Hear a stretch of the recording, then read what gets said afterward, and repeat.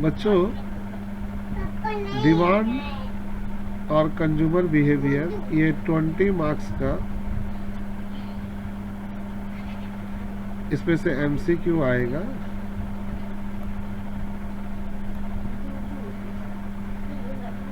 ये एक बड़ा चैप्टर है और इसका MCQ बहुत ज़्यादा है। सबसे पहले आपसे पूछ रहा, डिमांड कर्व कैसा होता है? पॉजिटिव स्लोप नहीं, जीरो स्लोप नहीं, नेगेटिव स्लोप होता है। आपको याद होगा, हम लोग डिमांड कर्व जब बनाते हैं तो डिमांड ऊपर से नीचे आता है। ऊपर से नीचे आने का मतलब होता है कि इसका जो डिमांड कर्व जो होता है उसका जो स्लोप होता है वो नेगेटिव होता है। और याद रखोगे, ये स्लोप डाउनवर्ड है, ऊपर से नीचे आ रहा,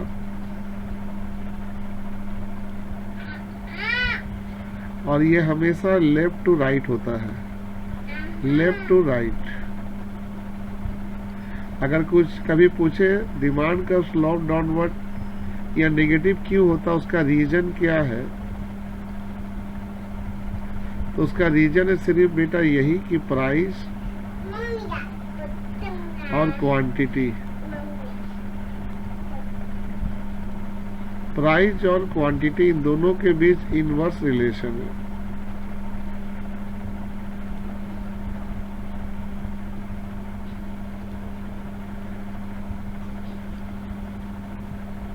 अब आते हैं डिमांड डिपेंड ऑन। डिमांड किस पे डिपेंड करता है? Price, time, desire, all of this.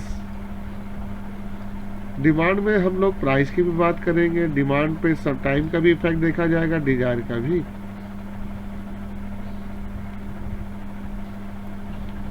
Which of the following factor not influencing the demand? आपको इसमें से वो फैक्टर ढूंढ के बताना है जो डिमांड के ऊपर इफेक्ट नहीं डालता। क्या प्राइस ऑफ कमोडिटी डालता है? तो यस, ये डालता है। इनकम भी डालता है। लोकेशन, अच्छा लोकेशन बिजनेस का ये डिमांड के ऊपर कोई इफेक्ट नहीं डालता है, तो हमारा आंसर होगा सी।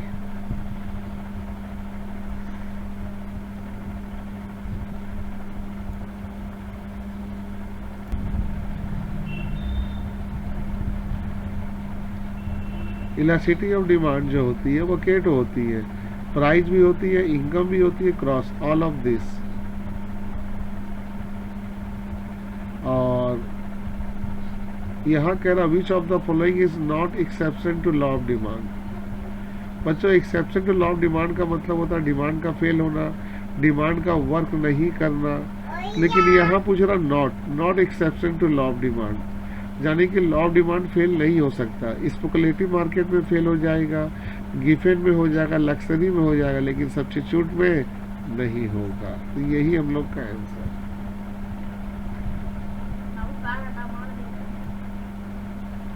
आपसे कह रहा वो फैक्टर बताओ जो इलास्टिसिटी ऑफ डिमांड के ऊपर इफेक्ट डालता है। Nature of commodity, extend, use, durability, all of this सभी फैक्टर इफेक्ट डालते हैं।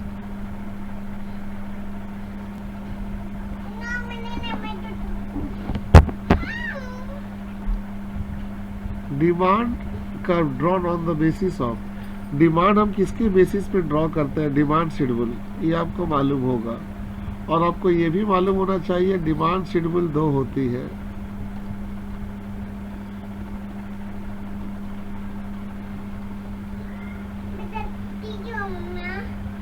एक होती है individual demand,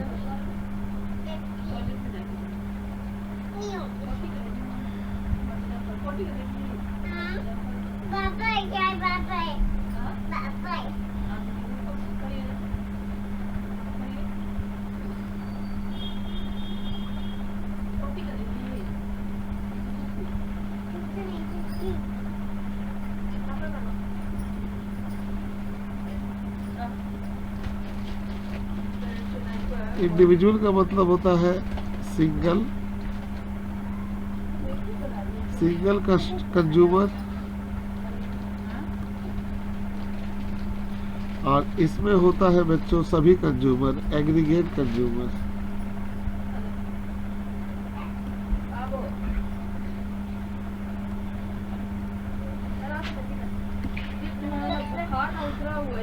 The demand curve sloped downward due to the following: law of demand, law of diminishing, income effect, substitute effect. All of this very important.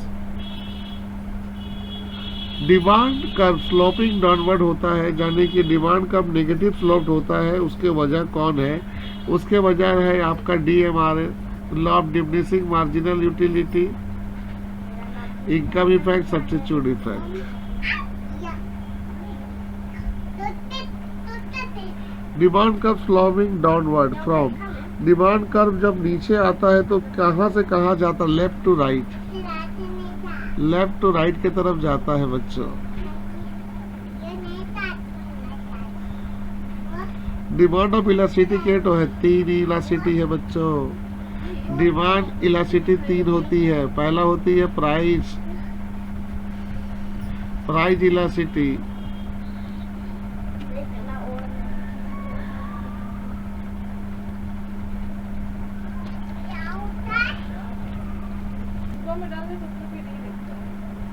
Price elasticity of demand,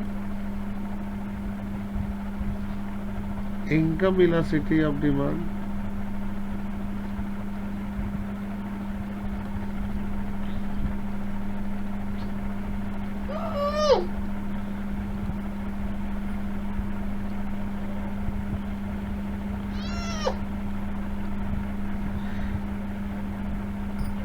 cross elasticity of demand.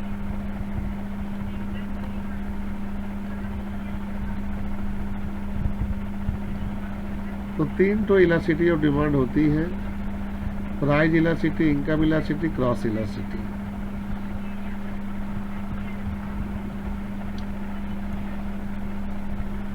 Shifting of demand का depend upon, अगर demand का shifting होता है तो वो किसके ऊपर depend करता है? अजम्पशन के ऊपर, change in price level, change in production level, या नॉन ऑफ दिस। डिमांड का शिफ्टिंग होता है वो डिपेंड करता है अजम्पशन के ऊपर।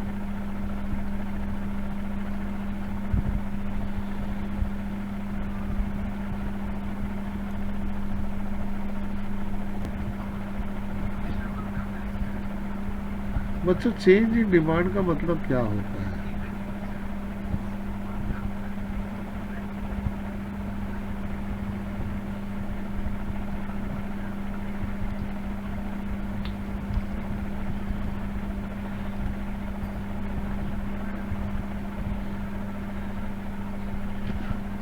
चेंज इन डिमांड का मतलब होता है बच्चों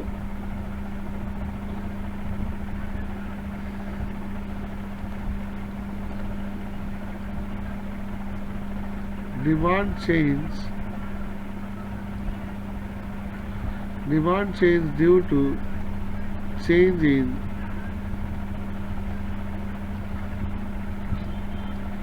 other factors,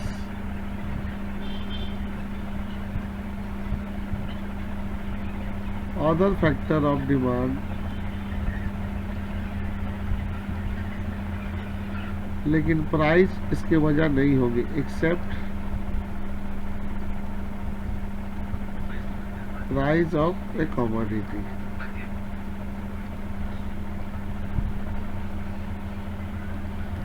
तो डिमांड जब चेंज होता है उसका वजह अदर फैक्टर होता है, प्राइस नहीं होता है, तो उसको हम लोग कहते हैं change in demand.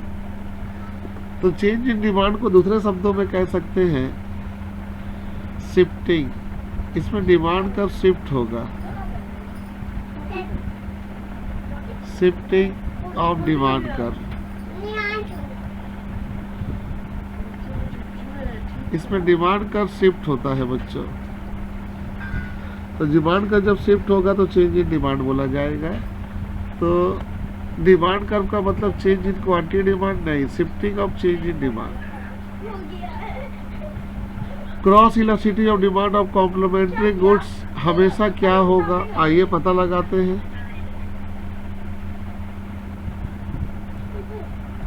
Complementary goods के हम लोग एग्जाम्पल लें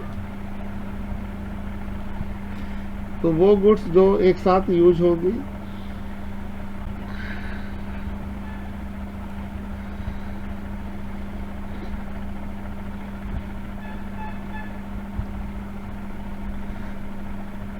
जैसे कार और पेट्रोल।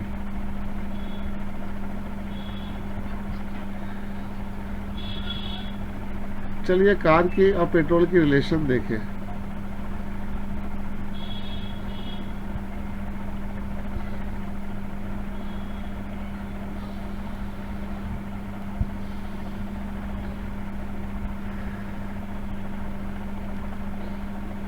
पेट्रोल और कार। पेट्रोल की प्राइस घट रही है तो कार की डिमांड क्या होगी? बढ़ेगी। पेट्रोल की प्राइस बढ़ पेट्रोल की प्राइस बढ़ रही है तो कार की डिमांड घटेगी। तो यहाँ दोनों गुड्स के बीच रिलेशन जो है वो है इनवर्स। इनवर्स का मतलब हुआ बच्चों नेगेटिव। तो बच्चों क्रॉस इलास्टिसिटी ऑफ डिमांड जो होगा कॉम्प्लीमेंट्री गुड्स का वो नेगेटिव होगा। इनकम इलास्टिसिटी ऑफ डिमांड अगर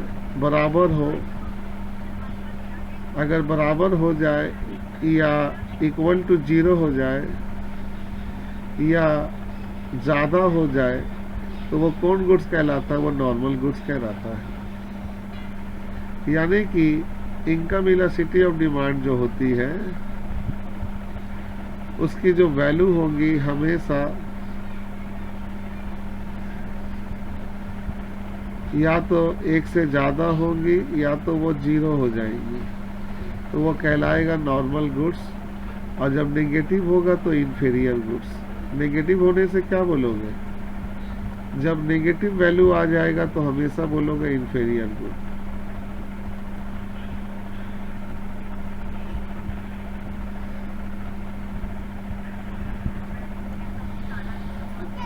कर क्या रही है? इनकम इलास्टिसिटी ऑफ डिमांड जो होता है वो लेस देन 0। अगर वो 0 से कम हो जाए तो वो इन्फीरियर हो जाएगा। बच्चों बहुत अच्छी बात आ गई है। ये है इनकम इलास्टिसिटी ऑफ डिमांड। अगर वो 0 है या income elasticity of demand greater than 1 है, ग्रेटर देन 1 है तो हमेशा कहलाएगा नॉर्मल गुड्स।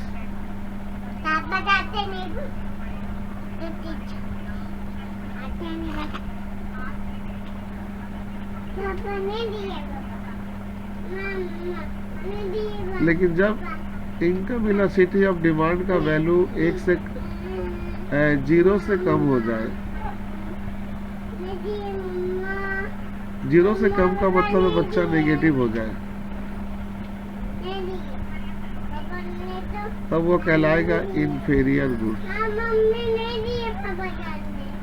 तो हम लोग के लिए अभी ये मांग रहा है कि वो 0 से कम है तो inferior good. Percentage change in demand is greater than percentage change in price is called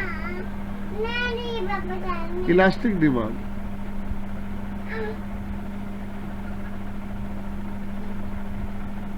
elastic demand जो होती है बच्चों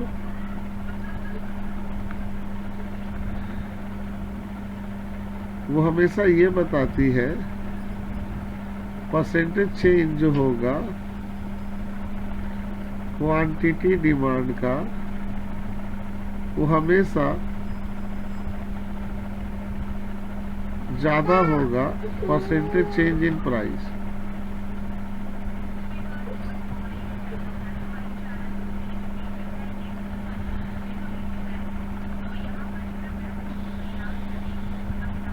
perfectly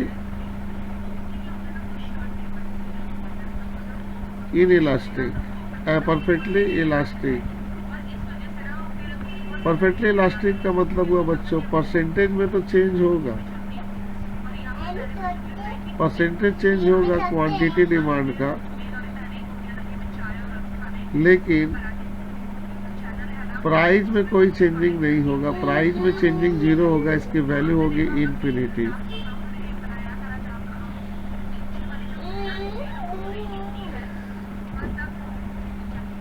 inelastic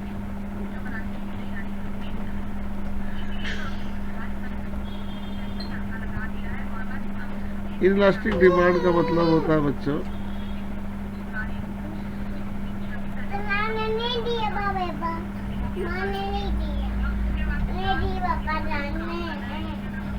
percentage change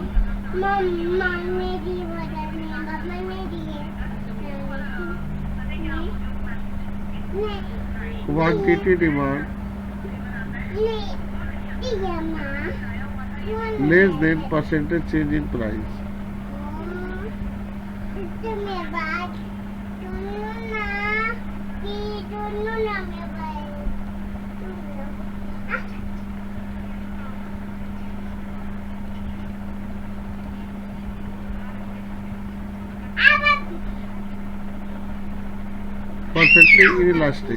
perfectly elastic में बच्चों percentage change in quantity demand percentage change in quantity demand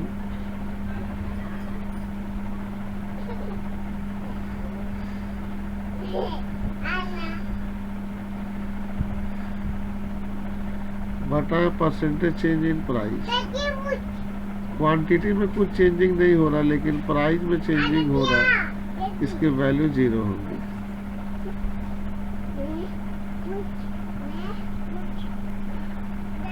percentage change in demand is less than percentage change in price. Price में कम changing है और demand में ज्यादा है तो उसे हम लोग कहेंगे inelastic demand.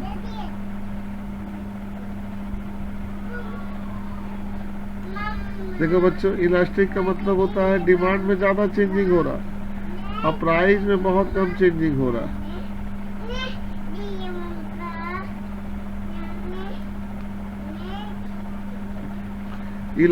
Elasticity has related with उसके ताल्लुक किससे है? एवरेज से, मार्जिनल से,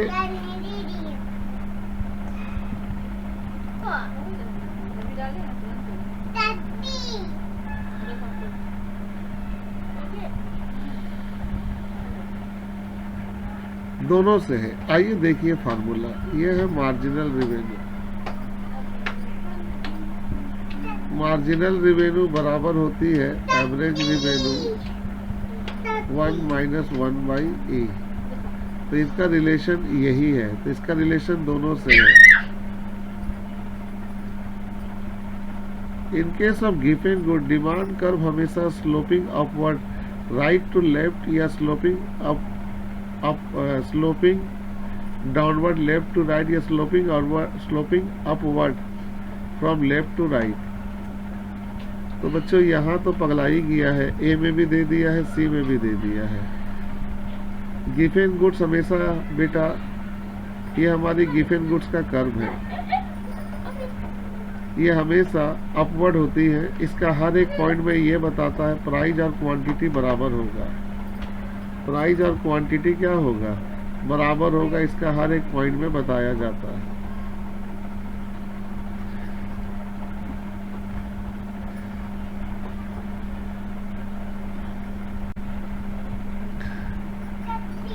बच्चों स्लोप ऑफ डिमांड कर्व क्या होता है? अगर हम स्लोप की बात करें, स्लोप का मतलब होता है चेंज। तो चेंज कैसे निकलती है? चेंज इन प्राइस बटा में चेंज इन क्वांटिटी।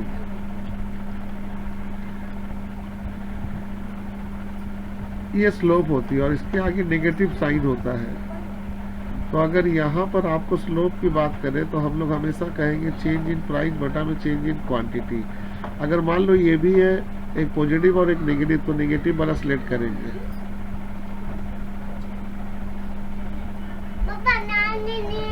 जब प्राइस प्रोडक्ट का डिक्रीज होता है तो रियल इनकम कंज्यूमर का बढ़ता है।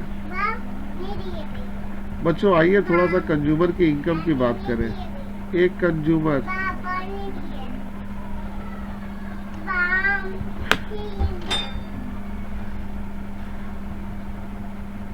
देखो, एक कंज्यूमर की 2 इनकम होती है। एक कंज्यूमर की जो इनकम होती है वह 2 होती है। एक होती है मनी इनकम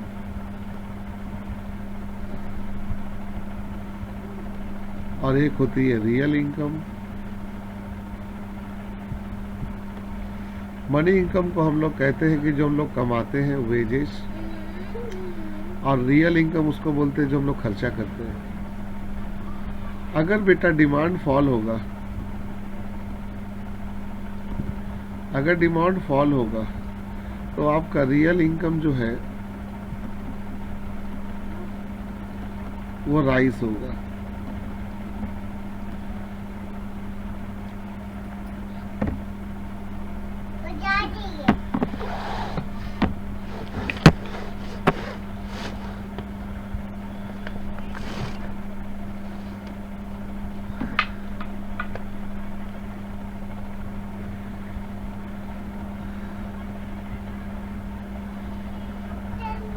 तो अगर प्राइस या प्रोडक्ट का डिक्रीज हो रहा, यानी कि फॉल हो रहा, अगर प्राइस फॉल हो रहा तो रियल इनकम क्या होगा? बढ़ेगा।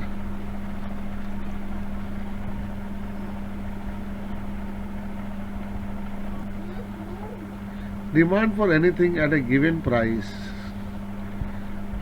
Is the amount at which will be bought for any time of the price. इसको किसने कहा? बेनम। ये हम लोग को उतना याद करने की जरूरत नहीं है। आगे आइए।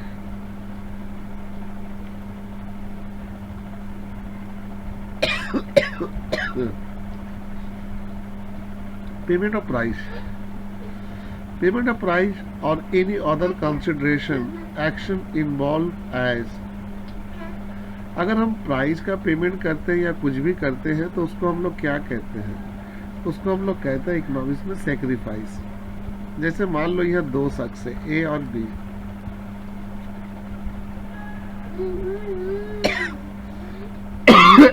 ए सामान खरीदा, बी बेचारा बेचा। देखो ध्यान से, बी जो है ए को क्या दे रहा? गुड्स। तो हम लोग कहेंगे वो गुड्स का सेक्रीफाइस कर रहा, और ए उसको क्या दे रहा? Money.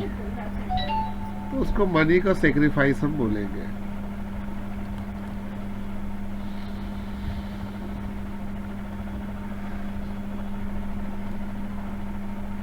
A reasonable man will sacrifice for a commodity which is ...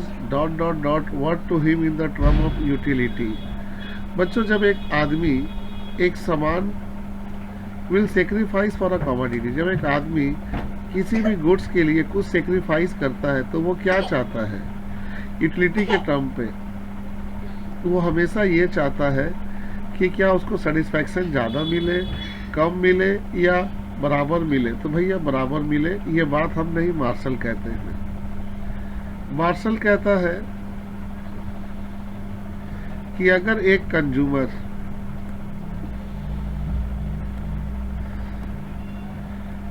consumer बेचारा स्पेंड करता है 10 रुपीज, तो हमेशा चाहेगा कि उसको यूटिल भी मिले 10। जाने कि उनके मुताबिक जो प्राइस होता है वो हमेशा बराबर होगा मार्जिनल यूटिलिटी ऑफ एक्स।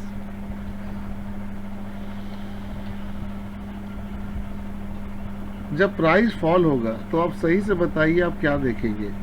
जब प्राइस फॉल होगा तो less sacrifice and more purchase.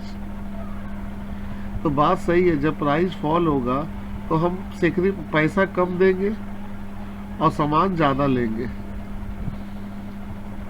क्या बच्चों, सही है ना? प्राइस अगर क्या हो रहा? फॉल हो रहा। तो अगर हम कंज्यूमर है बच्चों, प्राइस फॉल होगा तो मेरा सेक्रीफाइस जो होगा लेस मनी सेक्रीफाइस का होगा? बोलो कम होगा।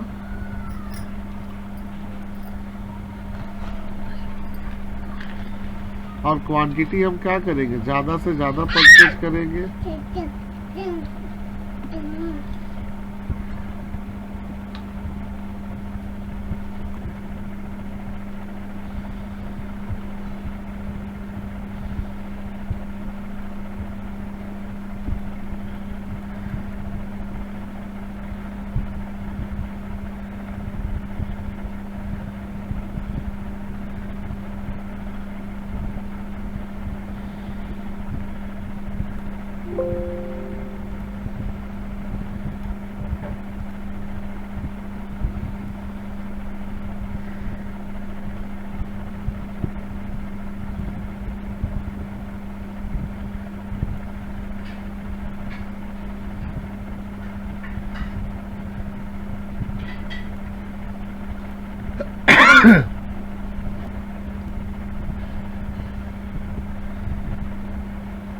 Demand for a commodity change in the dot dot direction as to the price of it complement. अगर प्राइस कॉम्प्लीमेंट है तो क्या होगा? अपोजिट होगा। कॉम्प्लीमेंट्री गुड्स में अपोजिट होता है। छू नहीं सकते हो, देख मुंह तोड़ देंगे। अब ये बातें अच्छे से याद रख लो। कॉम्प्लीमेंट्री गुड्स में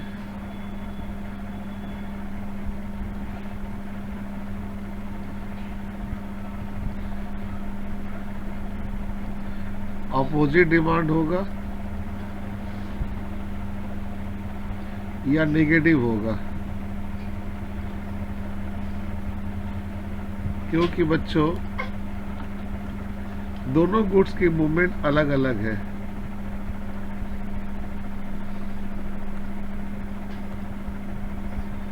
और जो सब्स्टिट्यूट गुड्स होगा उसका जो डायरेक्शन होगा वो सेम होगा, सेम डायरेक्शन होगा, और बच्चों वो हमेशा होगा पॉजिटिव।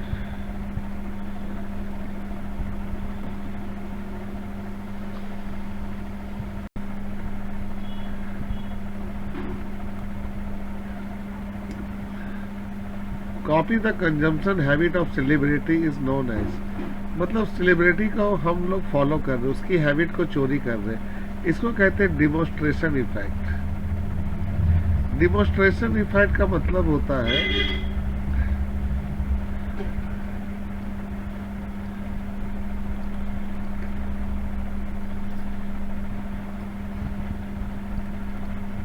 जैसे ही कंज्यूमर ए है और ये कंज्यूमर बी है, कंज्यूमर ए कंज्यूमर बी को फॉलो कर रहा है।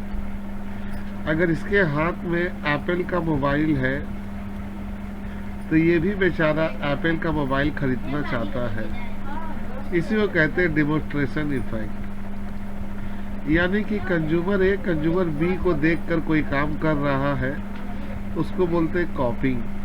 वो कॉपी कर रहा है, उसको डिमोस्ट्रेशन इफेक्ट कहते हैं।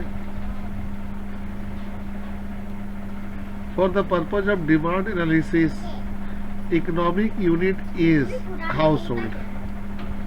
हम लोग डिमांड की बात करेंगे तो कंज्यूमर की बात करेंगे, कंज्यूमर हाउसहोल्ड होगा। A list showing the quantity that will be purchased by consumer at different price। आपको कोई को लिस्ट दिया जा रहा है जिसमें वो क्वांटिटी खरीद रहा है, उसे हम डिमांड शेड्यूल कहते हैं। उसे हम इंडिविजुअल डिमांड शेड्यूल कहते हैं, क्योंकि यहाँ पर एक कंज्यूमर के बारे में बात कर रहा है। डिमांड शेड्यूल है क्या? आपको याद होगा, यहाँ यूनिट होती है और यहाँ प्राइस होती है। यूनिट 1 2 3 4 5, प्राइस जो है 10 20 10 8 6 4 5, तो इसे कहते हैं हम लोग डिमांड शेड्यूल। डिमांड शेड्यूल क्या कह रहा बेटा? एक तो प्राइस बता रहा डिफरेंट डिफरेंट, इसमें डिफरेंट डिफरेंट प्राइस है, और डिफरेंट डिफरेंट प्राइस में हम एक क्वांटिटी को खरीद रहे हैं, तो उसे कहते हैं इंडिविजुअल। इंडिविजुअल का मतलब एक कंज्यूमर, और जब कंज्यूमर बहुत ज़्यादा हो जाएंगी तो उसे मार्केट डिमांड शेड्यूल बोलोगे।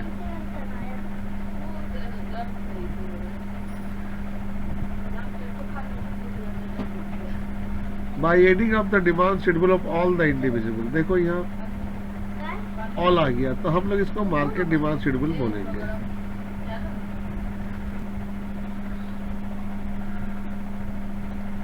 नॉर्मल डिमांड कर्व कौन है? नॉर्मल डिमांड का स्लोप डाउनवर्ड होता है ऊपर से नीचे, यही मेरा नॉर्मल है। Normal demand curve, normal demand curve का मतलब होता है नॉर्मल गुड्स।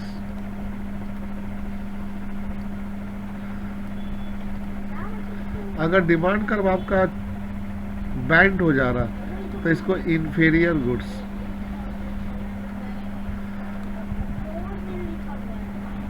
अगर डिमांड कर्व हॉरिजॉन्टल है तो कैपिटल गुड्स।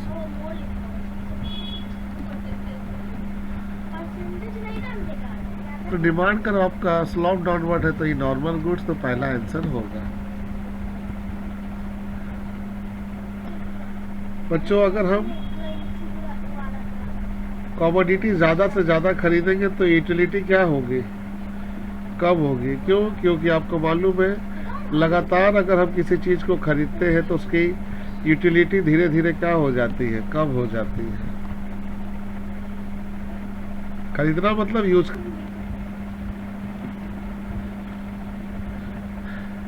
बच्चों स्मॉल फॉल इन प्राइस में कम गिरावट हो रही है, जिसके चलते परचेज जो है इनफिनिटली हो रही है।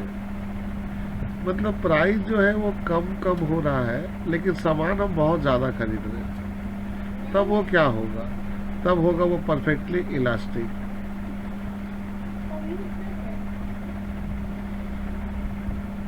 यानी कि प्राइस जो है स्मॉल चेंज हो रहा है, लेकिन परचेज हम अनलिमिटेड कर रहे हैं। यानी कि बच्चों change in price less than percentage change in quantity demand, तो वो परफेक्टली इलास्टिक कहलाती है। स्मॉल फॉल इन प्राइस में कम चेंजिंग हो रही है, but not the infinity purchase लेकिन हम अनलिमिटेड नहीं कर रहे, तब उसे इलास्टिक कहते हैं। यानी कि इलास्टिक का मतलब हुआ प्राइस तो चेंज हो रहा है, लेकिन क्वांटिटी में चेंजिंग नहीं हो रहा। जब आपकी प्राइस रिड्यूस हो जाती है, कम हो जाती है, तो जो आपका खर्चा है टोटल आउटले मतलब expenditure,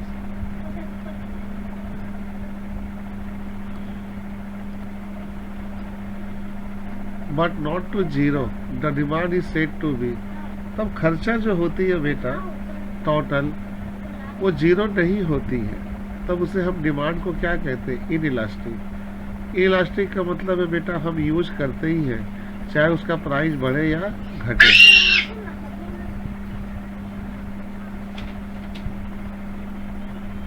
When change of price causes no change in amount of purchase, बेटा जब हम लोग का प्राइस चेंज होता है लेकिन not change the amount of purchase, purchase में कोई चेंज नहीं होता क्वांटिटी में, तो उसको हम लोग कहते हैं इनइलास्टिक।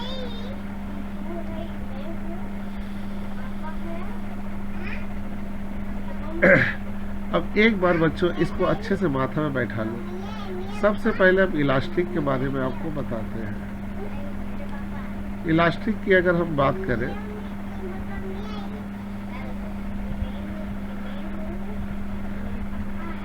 आपका परचेज जो है वो चेंज हो रहा, यानी कि आपका क्वांटिटी डिमांड जो है वो चेंज हो रहा,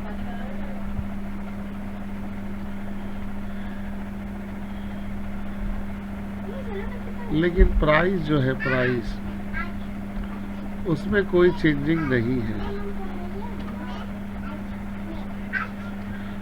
इसी का उल्टा हम लोग करेंगे,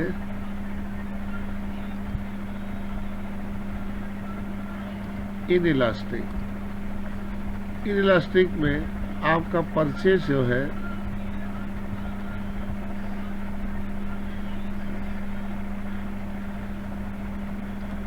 परचेज का मतलब क्वांटिटी डिमांड में कोई चेंजिंग नहीं हो रहा, no change,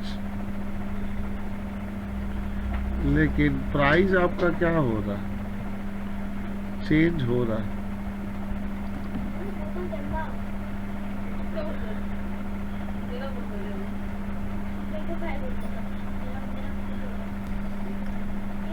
demand for necessary goods, जो गुड्स का डिमांड नेसेसरी होगा वो हमेशा कहलाएगा इनइलास्टिक। इनइलास्टिक का मतलब है बेटा जिसको हम यूज करेंगे। इनइलास्टिक का मतलब होता है एनी हाउ हमको यूज करना है, हमको एनी हाउ यूज करना है, चाहे उसकी प्राइस बढ़े, चाहे उसकी प्राइस हाई हो, चाहे उसकी प्राइस लो हो, हमको उस गुड्स को यूज करना है, तो उसको इनइलास्टिक डिमांड बोलते हैं। कमोडिटी जिसकी वैरायटी यूज होती है, आप जितने तरीके से चाहे यूज करो तो उसकी डिमांड क्या होगी, उसकी डिमांड इलास्टिक होगी, क्योंकि उसकी डिमांड को आप चेंज कर सकते हो।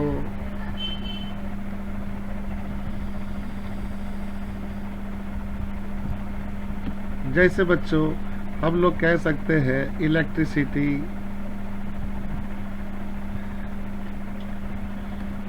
का बहुत तरीका का यूज है, अलग अलग डिमांड है। अगर प्राइस बढ़ जाए तो इसका डिमांड ये वाला बंद कर देंगे, प्राइस बढ़ जाए तो ये वाला डिमांड बंद कर देंगे, जो कम है उसी को यूज करेंगे, इसीलिए इलास्टिक है ये।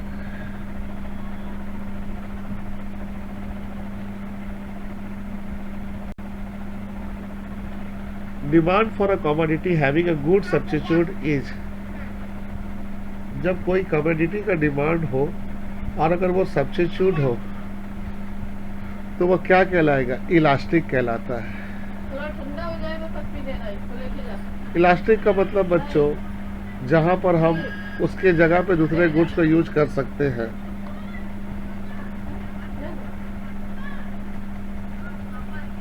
The demand for durable commodity, जो ड्यूरेबल कमोडिटी होती है उसकी डिमांड हम लोग किस तरीके से मेजरमेंट करते हैं, इलास्टिक या इलास्टिक, तो इलास्टिक बोलेंगे।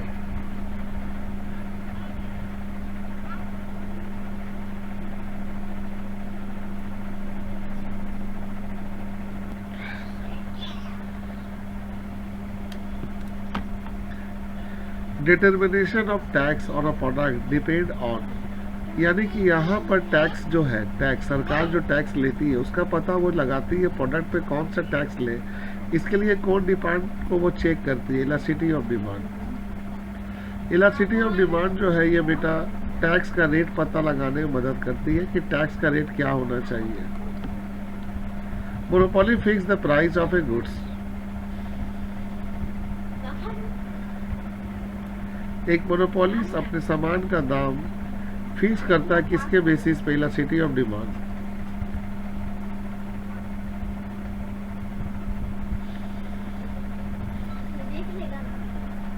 Export policy of country depend on, export policy जो है वो भी डिपेंड किसके ऊपर कहते हैं, इलास्टिसिटी के ऊपर, यानी कि हर काम में इलास्टिसिटी ऑफ डिमांड की जरूरत पड़ती है।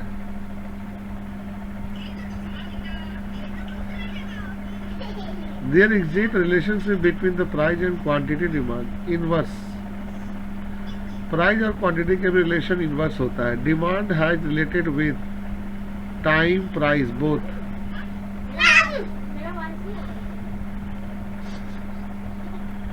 Demand is a stock concept या flow, very important, very very important. Demand जो है वो फ्लो कॉन्सेप्ट है बेटा, याद रखना।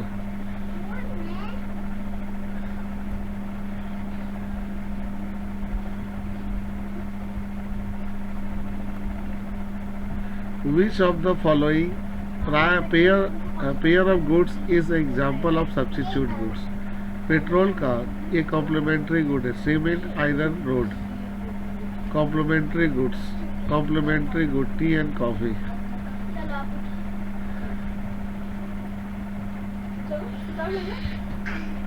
Which of the following is an example of complementary good? Milk and tea. Yes. T and coffee, rice and wheat, sugar and गुड़, ये सभी है substitute goods.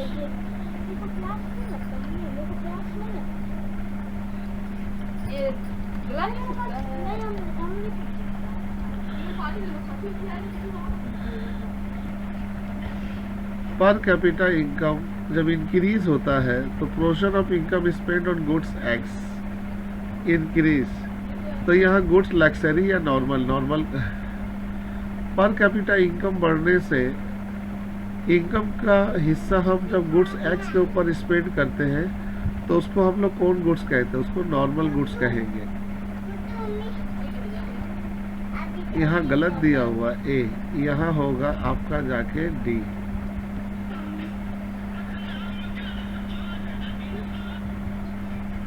While drawing demand का जब हम ड्राइंग करते हैं तो change take place respect of which of the following factor, demand curve draw करने से क्या क्या चीज़ दिखाई देता है? Quality, price, supply. क्या क्या चीज़ दिखाई देता है? Price of the product, price change होता है बच्चों।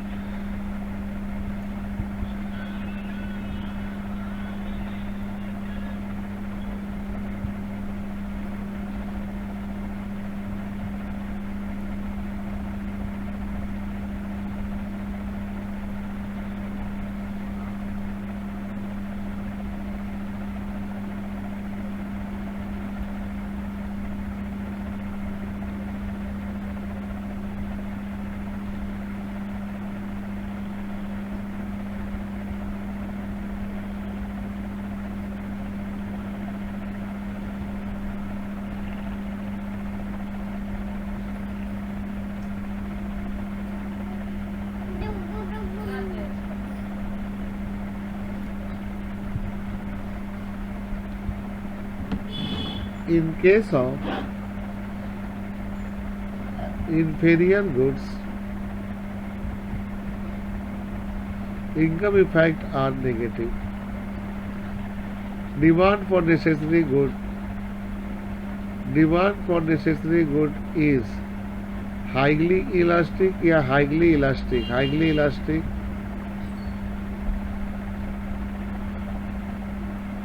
The goods cannot be consumed more if one time is called durable good, producer good, non-durable, intangible goods. तो durable goods.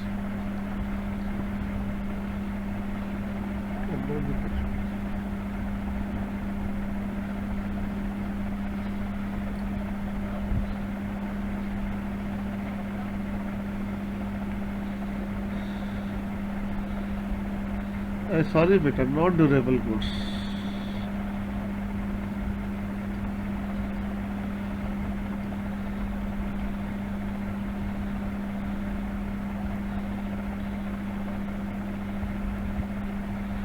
जब प्राइस फॉल होता है तो डिमांड फॉर गुड इंक्रीज होता है। ये हमें क्या बताता है? इनकम इफेक्ट, सब्स्टिट्यूट इफेक्ट या प्राइस इफेक्ट? तो प्राइस इफेक्ट बताता है। और आपको याद होगा बच्चों, प्राइस इफेक्ट दो इफेक्ट से मिलकर बनता है, सब्स्टिट्यूट इफेक्ट और income effect.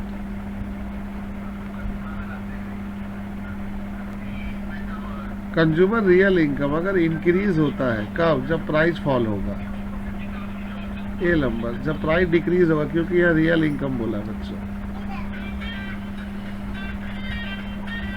Which of the following equation show the law of demand? Law of demand हमें कौन सा बताएगा? ए प्लस बी या तो लॉ ऑफ डिमांड हमें बताता है क्यू डी। क्या है बच्चों लॉ ऑफ डिमांड हमें ये बता रहा है? क्योंकि लॉ ऑफ डिमांड में आपको मालूम होगा प्राइस हमेशा इन्वर्स होता है किसका? क्वांटिटी का। इसलिए दोनों के बीच जो रिलेशन होता है बच्चों वो नेगेटिव होता है।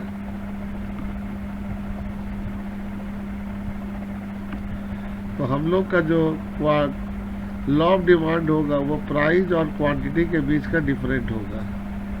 तो ये हम लोग का क्वांटिटी है और ये हम लोग का प्राइस है, इसीलिए ये सही है।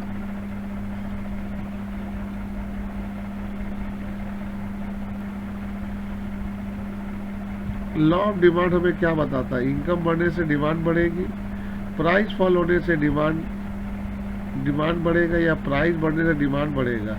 बी नंबर, क्योंकि डिमांड हमें बताता है प्राइस फॉल होगा तो डिमांड बढ़ेगा।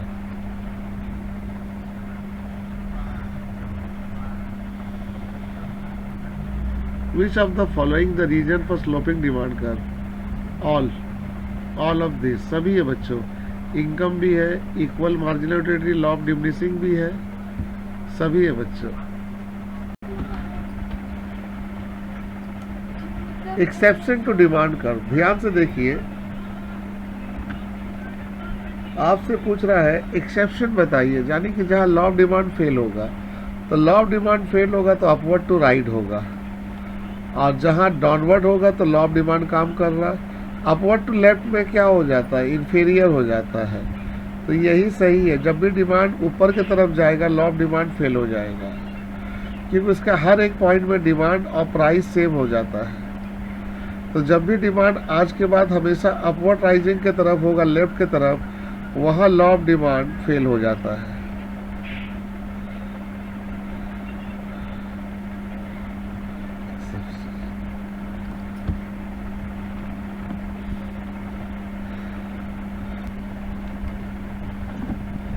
गिरोगी ना तो माथा फट के तो चकनाचूर हो जाएगा, समझी नहीं जरा खुदा। बच्चों यहाँ पे बोल रहा फैक्टर ऑफ डिमांड कौन होगा, प्राइस होगा, लोकेशन नहीं होगा, टाइम होगा, रेट ऑफ इंटरेस्ट नहीं होगा, बोनस नहीं होगा, डिजायर होगा। लेकिन यहाँ दो टो है, तो दो टो में प्राइस और टाइम दोनों आ सकता है, इसीलिए ये होगा।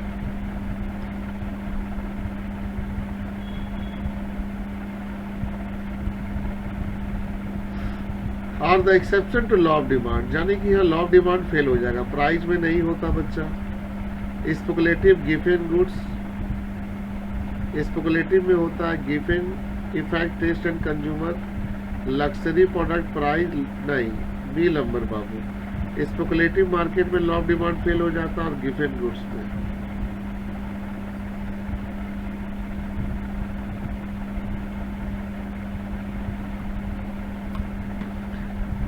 Demand curve, demand curve drawn on the basis of, demand curve लोग ड्रॉ करते हैं इंडिविजुअल डिमांड और मार्केट डिमांड, ये सही होगा, क्योंकि यहाँ डिमांड कर्व बोलना ड्रॉ करते हैं किसके बेसिस पे, तो डिमांड शेड्यूल, और वो डिमांड शेड्यूल दो हो सकता है, इंडिविजुअल भी और मार्केट भी। Demand curve slope downward from left to right.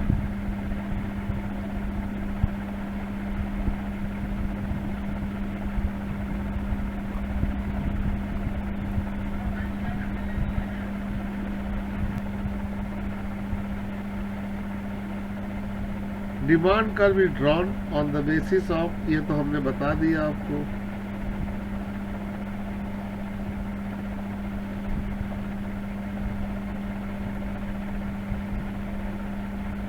Cross elasticity of demand of substitute goods is always positive, यहाँ हमेशा पॉजिटिव होगा, और कॉम्प्लीमेंट्री गुड्स के लिए नेगेटिव। बच्चों बहुत इंपॉर्टेंस है, cross elasticity of demand substitute goods के लिए पॉजिटिव और उसके लिए नेगेटिव होगा।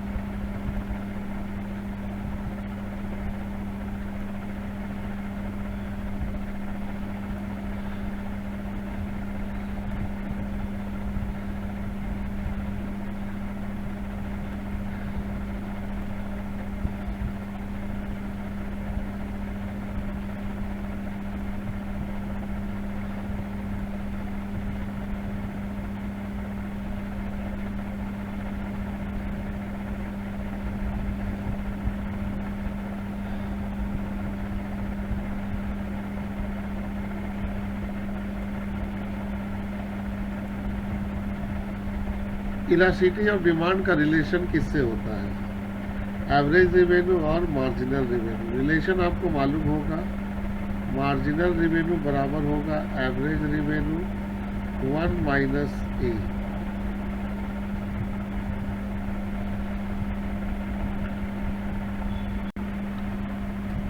बच्चों इस सवाल में आपके सामने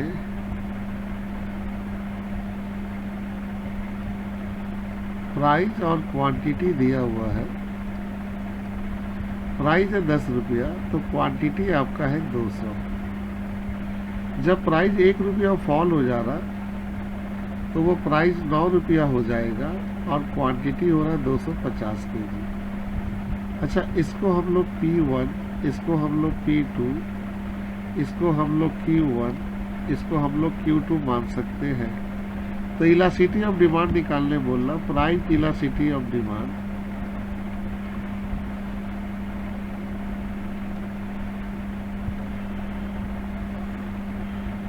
ये प्राइस इलास्टिसिटी ऑफ डिमांड का फार्मूला है Q2 माइनस Q1 बटा में Q1। यहाँ देंगे P1 और नीचे देंगे P2 माइनस P1। ये हम लोग का फार्मूला है बच्चों।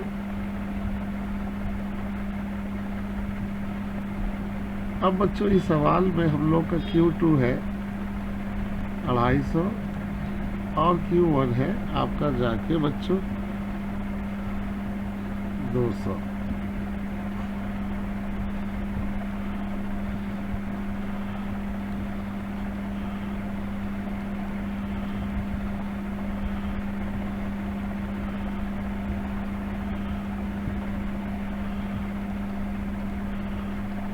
यहाँ बचेगा -1। बच्चों यहाँ से 1 जीरो, यहाँ से 1 जीरो कट गया, यहाँ से भी 1 जीरो कट गया, तो -2.5 आता है। लेकिन इस फार्मूला के आगे माइनस होता है, इसीलिए हम लोग पॉजिटिव लेंगे।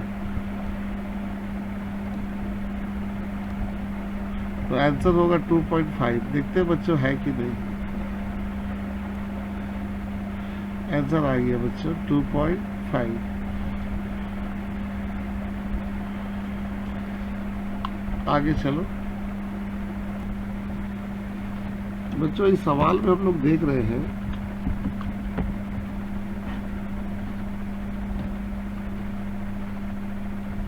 कि प्राइस जो है 12 से 10 हो जा रहा, क्वांटिटी डिमांड 600 से 1000 हो जा रहा। तो आपको बोलना निकालिए, तो वही सेम सवाल है। यहाँ हम प्राइस ले लेते हैं और यहाँ ले लेते हैं यूनिट। प्राइस देखिए 12 है और 10 है। क्वांटिटी देखिए 600 है और 1000 है। तो ये वाली जो हो गई बच्चों P1 और ये वाली हो गई P2, ये वाली हो गई Q1 और ये वाली हो गई Q2। तो इलास्टिसिटी ऑफ प्राइस का फार्मूला क्या है?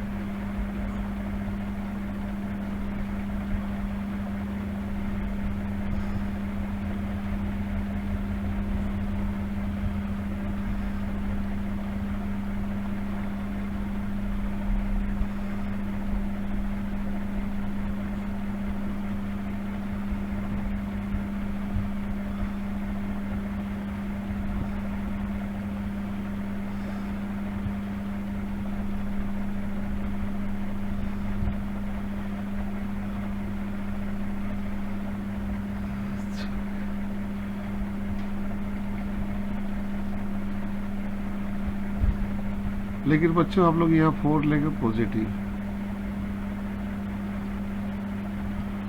तो आंसर होगा 4।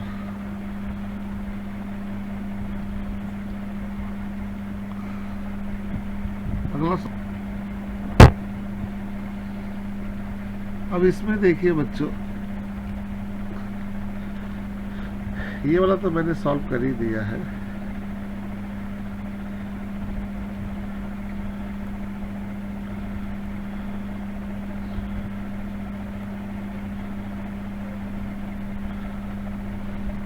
4 नंबर सवाल देखिए,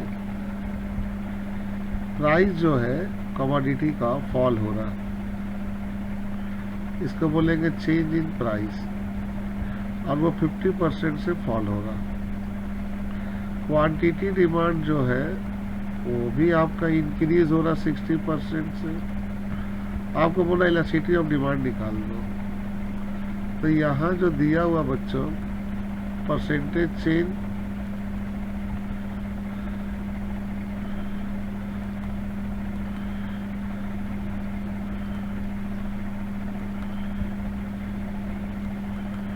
अब इसको काट दीजिए, 0 0 काटिए, 3.2,